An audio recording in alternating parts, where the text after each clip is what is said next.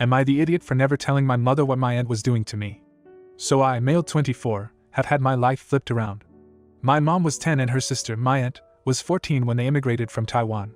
My mom got into a lot of trouble, and she and my dad were both 14 when she got pregnant. My grandparents didn't let her get an abortion.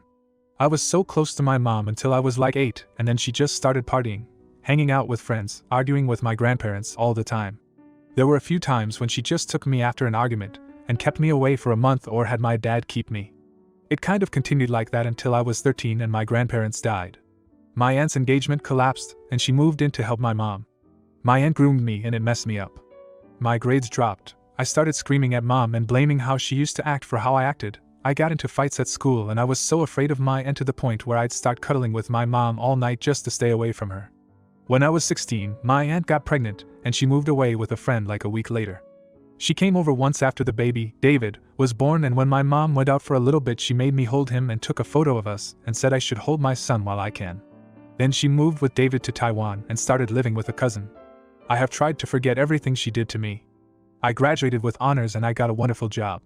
I have tried to make my mom proud. I just got her a car. She calls my fiancée the daughter she never had. My fiancée is the only one I told this to because I had to let her know. Apparently last Monday, my aunt drunkenly told the cousin everything she did to me and about me being David's father. She got kicked out right away and my mom was told everything by the cousin. My mom had a breakdown, and she asked me if she was really so horrible that I couldn't tell her this happened to me. She yelled that she would have been able to help, but because I didn't know her grandson was stuck with a monster. She kicked me out, saying I never must have forgiven her for how she used to act. I've talked to my fiancée about it, and she said my mom just needs time and can't fathom the idea that she has a grandson she can't help. I am so confused. Was I wrong to never tell her? Now for a few comments before the update. You are not responsible for that mess. Your aunt assaulted you for years, got pregnant with your baby and left to another country when you were a minor. You were just a kid who faced the decisions of a monster. Now your mom is in shock. She need time to handle the news. Of course it doesn't excuse her reaction, but I'm sure she will come back to you with apologies. You know, as a mother she thinks/feels that she failed you. She didn't see what her own sister has done to you, so it hurt her deeply that her own blood betrayed and took advantage of her child. You were too young and manipulated, so stop thinking if you should or not tell her. You didn't feel or find the ear you needed, so what matters now is what to do to heal and move on in your life. Did you start therapy? Then the original poster responded with, I have not been to therapy. It's too hard speaking about this stuff with anybody other than my fiancé. It's different commenting about it online as well. It's just I can't help but feel that my mother is right, because before she kicked me out she was really adamant that she would have been able to save me, and now she must think that I hate her. Comment 2. Not the idiot, you are the victim. How you cope with the sexual abuse is your choice. No one, including your mother, has the right to demand anything of you. Yes, she is accountable for leaving you with a predator, especially as it was just for partying. Had she been working to earn money for rent and food, I would have been more sympathetic to her. Just because she is your mother does not mean that you owe her anything.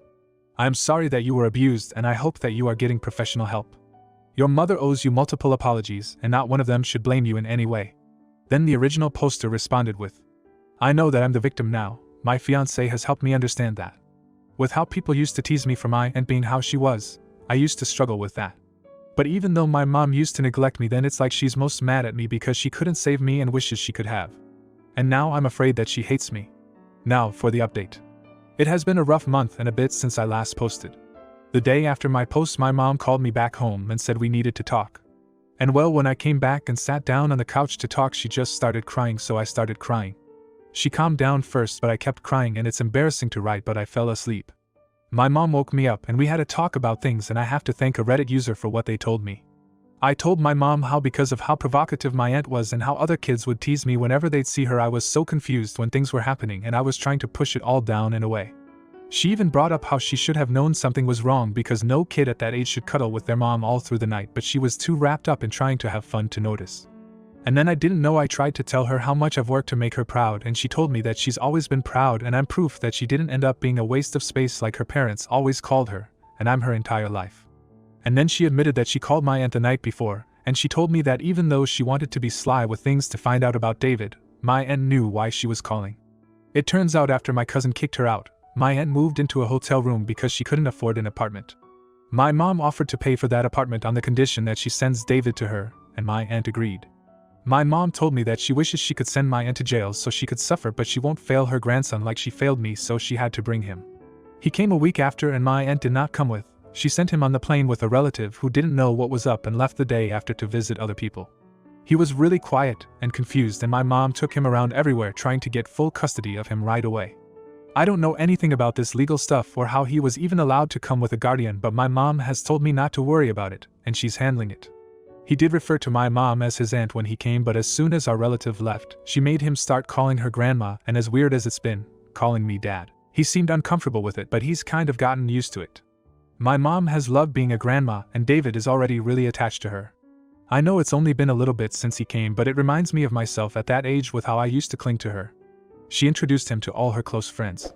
Whenever they ask about his mom, she just says that she's in Taiwan and sent him over for a better life since I'm getting married.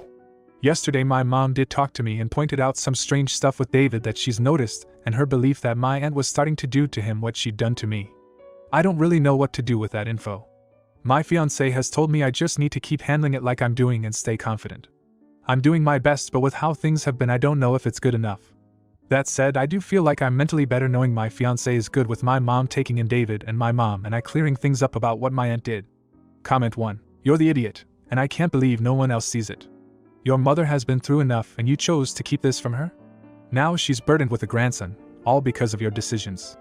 You should have told her about what happened so that she could have dealt with it in a way that makes sense for her. Instead, you let things spiral out of control, and now look where you all are. You've failed your mother, David, and even your aunt in a way. Everything could have been handled differently if you just spoken up when it mattered. Now you're leaving everyone else to clean up the mess you've allowed to happen. You say you're the victim, but your actions have victimized everyone around you. Comment 2. Your mom needs to let you decide what you do regarding David and if you want him calling you dad. It's all well and good her accepting him as a grandchild and taking that role, but it is unfair that you are being forced to deal with the physical embodiment of your years of sexual abuse and are *P. Your mom can look after David, but you need to look after you and then decide how you want to go on from here. Then the original poster responded with, my mom is going to seek custody of him and will be the one raising him. I'm not taking it. We had decided that was for the best because my mom doesn't want me thrust into that role without being ready for it. Yes, it's weird to have him calling me dad, but I can accept it because for better or worse it's who I am, and maybe in the future things can be different. Comment 3. It's best if your aunt goes to jail. She deserves to be punished. She's a pedophile and molested 2 children, one that was related to her by blood and other that came out of her body. How low of a person she is. You shouldn't be keeping it low, at least not for your son's sake. Make it right by him. Now, for the next story. Am I the idiot for writing a letter to the judge in my brother's case asking her not to give him the minimum mandatory sentence?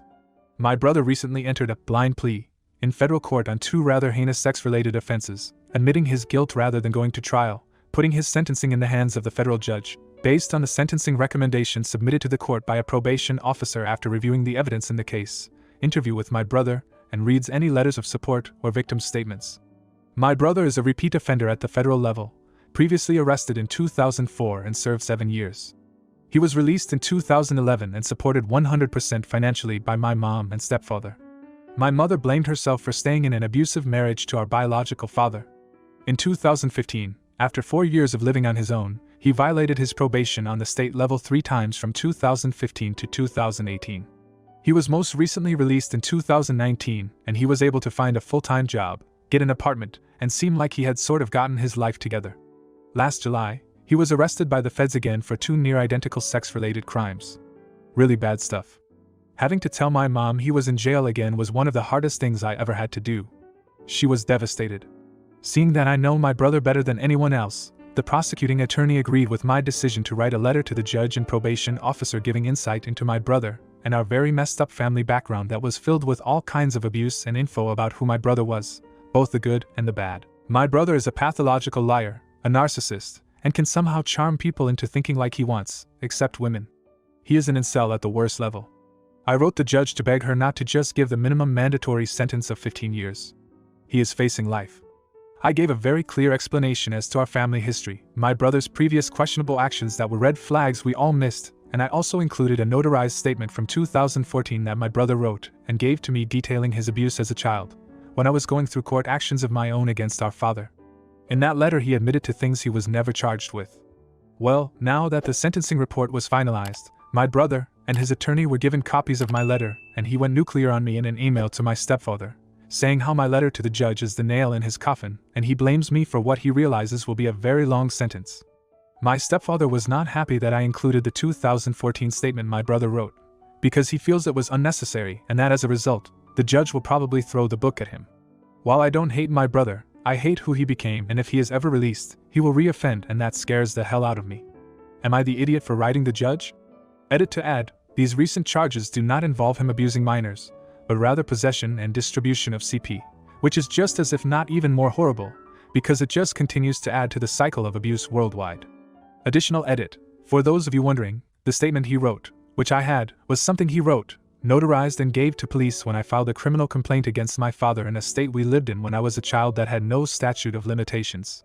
I honestly, even after his probation violations, which were state charges, never thought about that letter/statement, as I had severed contact with him at that point. I didn't remember I still had a scanned copy of it in an old email until the prosecuting attorney and I were speaking about his abuse and our family life growing up. So, it's not like I intentionally withheld this info. It was given to the police a decade ago, and I had forgotten about it until a few months ago. Now for a few comments before the update. Not the idiot, you had a duty of care to the world at large to protect them, and you were true to that. Well done. You were faced with a choice between doing what was easy and doing what was right, and you chose to do what was right. This is a position of principle and integrity. Comment 2. Not the idiot. You did what was right, and what you had to do for the greater good, and as such your conscience should be crystal clear on this matter. When my ex was sentenced, my daughter and I stood up in court and read our victim impact statements, which was incredibly hard, but we felt it was our civic duty to protect other women and children. Perhaps if someone in his earlier cases, this was his third offense but his family has money, had done something like you did here, my daughter and I would have never even had to go through that whole ordeal. All I hope is that our sacrifice helped prevent him hurting others. Comment 3. Not the idiot. As an assault victim, I thank you. I have watched as the family and friends protected and defended my assaulter. Choosing right over blood is brave and gives hope. You are incredible. Then the original poster responded with, the kicker here, for me, is that I was sexually abused by our father for almost 10 years, starting when I was 5. When I finally spoke up about my abuse when I was 27, my brother initially chose to believe my dad over me. While my father was teaching my brother things no child should ever learn, and twisting his mind when it comes to what healthy behavior was, my brother ultimately chose to become like his father. His recent crimes were internet-related. Now for the update. His sentencing was supposed to happen in 2 weeks, but it has been postponed until late August. My stepfather, who was initially upset with me for my letter writing and including additional information that he thought was excessive, vindictive and unnecessary, is more understanding now as to why I wrote the letter to the judge and understands that my brother brought all of this on himself. So it seems that to him, I'm no longer being a vindictive age. I did want to thank everyone for your supportive comments. We've been through so much over the last 2 decades with him. His first federal arrest was July 2004, so hopefully we will have some sort of closure soon. Comment 1. I hope August comes quickly for you and you can move on from the whole situation. OP. Comment 2. You are stronger than you realize. Like I just said in your last post, there is the easy way and the right way to handle things. This goes for so many situations in life. The right way is never the easy way. Ever. You are saving so many more people than you realize. And honestly, I don't think that's why you are doing this. I don't think you are doing this as some grand gesture to society looking for praise. I truly think you are doing this because it's the right thing to do. You are truly a good person. If you like this video, you'll probably like these too. Also, while you're here, please consider subscribing. It's your support that keeps this channel alive and allows me to make better and longer videos. Have a great day.